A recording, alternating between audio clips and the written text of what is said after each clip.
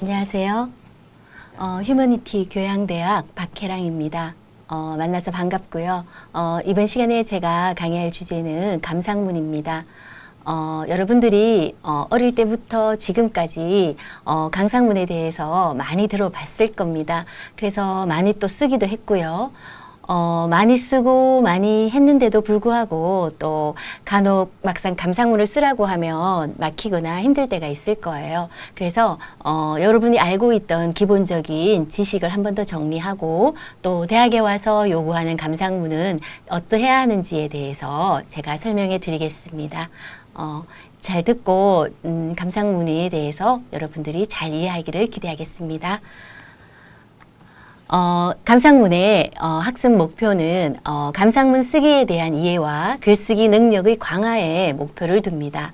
그래서 읽기 활동과 개요 작성, 예를 들어서 서론, 본론, 결론에 해당하는 필요한 내용들을 중점적으로 학습할 것입니다. 우리 학생들이 대체로 제가 수업을 하다 보면 감상문의 서론, 본론, 결론에서 뭘 써야 될지에 대해서 많은 질문을 하더라고요. 그래서 이제 서론과 본론, 결론에 대해서 어떤 내용이 들어가는지에 대해서 중점적으로 살펴보도록 하겠습니다. 차례는 감상문이 무엇인지, 또 독서 감상문 중에서도 다양하지만 독서 감상문 쓰기에 대해서 중점적으로 할 건데, 서론, 본론, 결론에 대한 내용, 그리고 우리 선배들이 쓴 또는 여러분들이 쓴 감상문에 대한 다양한 예시를 살펴볼 겁니다. 그리고 연습 문제가 어떻게 있는지 한번 살펴보도록 하겠습니다. 자, 감상문이랍니다. 감상문은 여러분들이 알고 있듯이 글쓴이의 개인적인 느낌이나 생각을 표현한 글이죠. 그래서 어떤 대상이나 작품, 사건의 경험 등에 대해 글쓴이의 개인적인 느낌이나 생각을 표현하는 것입니다. 그래서 글쓴이의 개인적인 느낌이나 생각을 표현하기 때문에 어떠한 사회적 책임도 따르지 않죠. 그렇기 때문에 자유롭게 쓸 수 있습니다. 또한 일정한 형식의 틀이 없습니다. 책이나 작품의 내용을 소개하고 자신의 생각을 표현하는 어떠한 형식으로도 가능한 것이 바로 감상문이라고 할 수 있죠. 이러한 감상문은 서론, 본론, 결론의 형식을 갖추고 또 다음과 같은 내용을 갖춘다면 더 좋은 감상문이 될 수 있습니다. 그 첫 번째가 대상이나 작품을 감상하게 된 계기 혹은 대상이나 작품에 대한 간단한 내용을 소개하는 것이죠. 그리고 두 번째가 대상이나 작품에서 가장 인상 깊었던 내용이나 감동받은 내용을 자신의 개인적인 경험에 비추어 생각이나 느낌을 쓰는 것입니다. 그리고 세 번째가 대상이나 작품을 감상하고 난 후 개인적인 소감과 다짐, 깨달음, 평가 등을 쓰는 것입니다. 감상문을 작성하는 목적은 보통 네 가지로 나눠볼 수 있는데요. 첫째가 감상한 내용을 기억하며 감동을 오랫동안 간직할 수 있다는 것입니다. 우리가 감상한 내용을 책은 읽었지만 그 감상적인 내용에 대해서 그냥 지나쳐 버린다면 내가 저 작품이나 저 책을 읽었을 때 어떠한 느낌이었는지에 대해서 기억하기가 쉽지 않습니다. 그래서 이러한 간단한 감상문이라도 작성할 경우에 그에 대한 감동 또는 내용을 오랫동안 간직할 수 있다는 좋은 점이 있습니다. 두 번째가 감상을 통해 스스로 만족하고 보람을 얻을 수 있죠. 그리고 세 번째가 생각과 느낌을 정리하는 능력을 기를 수 있습니다. 그리고 네 번째는 감상문 작성을 통해 글쓰기 실력을 향상시킬 수 있다는 좋은 목적을 가지고 있습니다. 자, 감상문 쓰기를 위해 살펴보겠습니다. 그 첫째가 감상문은 책을 어느 정도로 제대로 읽는 활동에서 시작한다고 볼 수 있죠. 잘 쓰기 위해서는 읽기 활동이 잘 이루어져야 합니다. 그래서 책을 잘 읽기 위한 활동의 하나가 메모하는 습관을 기르는 것입니다. 그래서 분량이 작은 글의 내용은 우리가 보통 기억하기 쉽지만 분량이 긴 글은 다 읽고 나면 구체적인 내용을 기억하기가 어려울 수 있습니다. 그래서 메모하는 습관을 기르는 것은 아주 기본적이면서도 책에 대한 내용을 잘 기록할 수 있는 행동 습관이라고 할 수 있습니다. 그리고 책을 읽으면서 기본적인 내용과 특이한 점, 또 부분적인 느낌을 메모하면 여러분들이 감상문을 작성하는 데 아주 큰 도움이 됩니다. 감상문을 잘 쓰기 위한 두 번째가 감상문의 개요를 작성하는 것입니다. 이 개요는 글의 뼈대라고 할 수 있죠. 모든 글은 개요 작성을 기본적으로 해야 합니다. 특히 감상문은 자유로운 형식이지만 자유로운 형식으로 쓰다 보면 글의 방향이 더 어려운 방향으로 갈 수 있기 때문에 감상문 또한 개요를 작성하면 더 좋은 글을 쓸 수 있습니다. 그래서 감상문의 개요는 서론, 본론, 결론으로 나누었으면 좋고요. 중심 문장을 쓰는 것이 좋죠. 그래서 서론과 본론, 결론에 해당하는 중심 문장을 일단 간단히 작성하고 그에 대한 세부적인 내용을 덧붙인다면 개요의 흐름이 덧붙이고 또 개요의 흐름이 적절한지 확인하는 것이 바로 두 번째 개요 작성의 방법입니다. 먼저 서론, 본론, 결론에서 서론에 해당하는 내용 살펴보면 서론에는 책의 제목이나 처음 보았을 때의 느낀 점, 그리고 내가 왜 이 책을 선택한 이유, 그리고 동기, 그리고 책에 대한 평소에 자신의 생각이나 관심 정도, 또한 책을 읽기 전에 책을 통해 알고 싶었던 내용이나 정보들, 그리고 또한 이 책을 쓴 저자, 작가에 대한 간단한 내용들을 서론 부분에 적으면 좋습니다. 본론 부분에서는 책을 읽고 새롭게 알게 된 내용이나 책을 읽으면서 재미있었던 내용과 그 이유, 그리고 책을 읽으면서 가장 기억에 남는 부분과 그 이유, 그리고 또 책의 내용과 관련한 지식의 경험을 비교해서 적는 것도 좋습니다.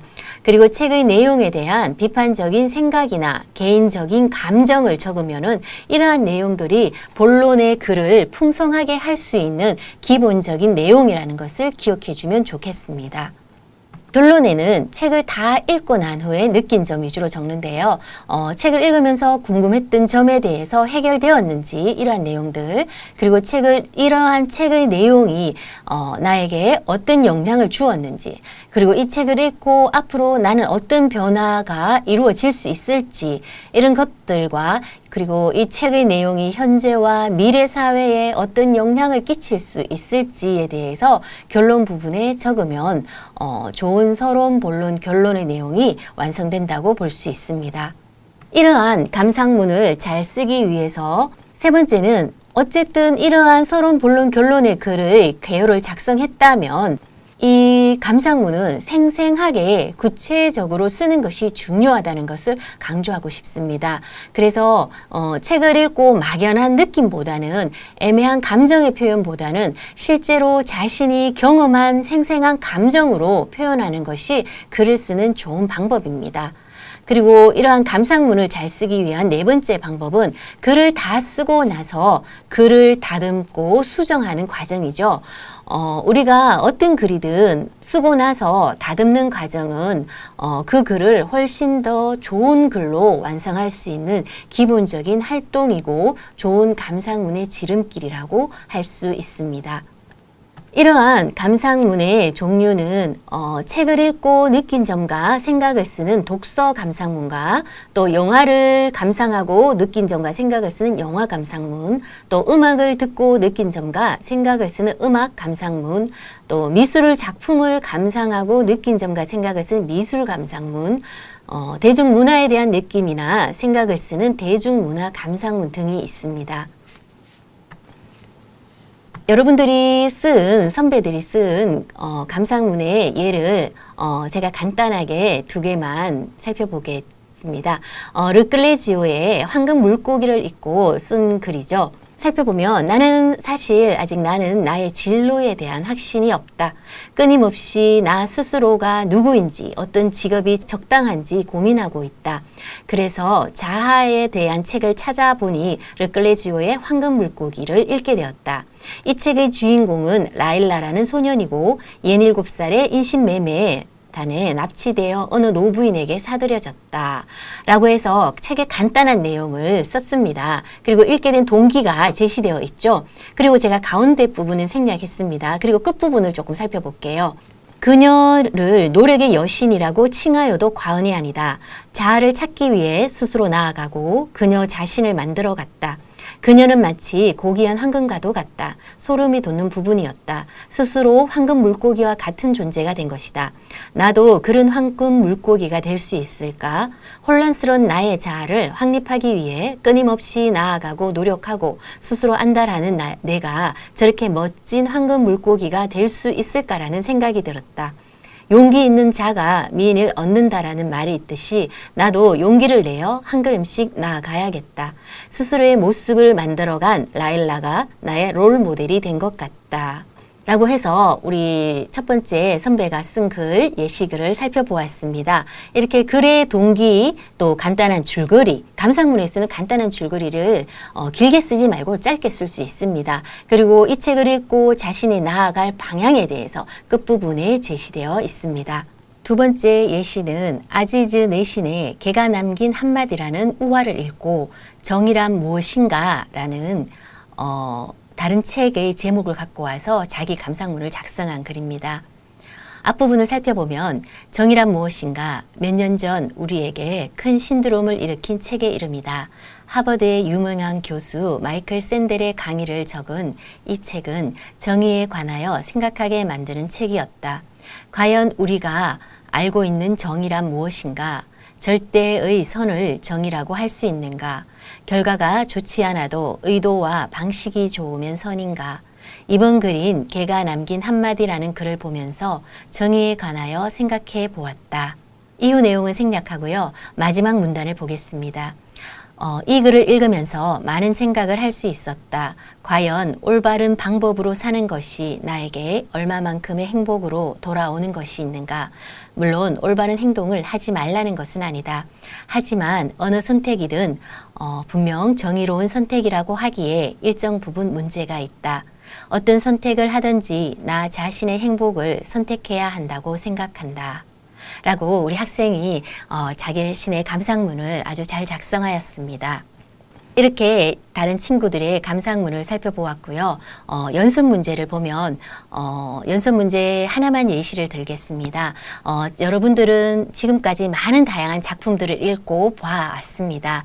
그러면 지금까지 본 작품들 중에서 가장 최근에 감상한 작품의 목록을 먼저 작성해 보는 것입니다. 이러한 작품의 목록을 작성하는 것은 간단한 감상문을 쓸 수 있는 하나의 방법이죠. 그래서 장르와 작품명 그리고 그 작품에 대한 별점을 줄 수가 있습니다.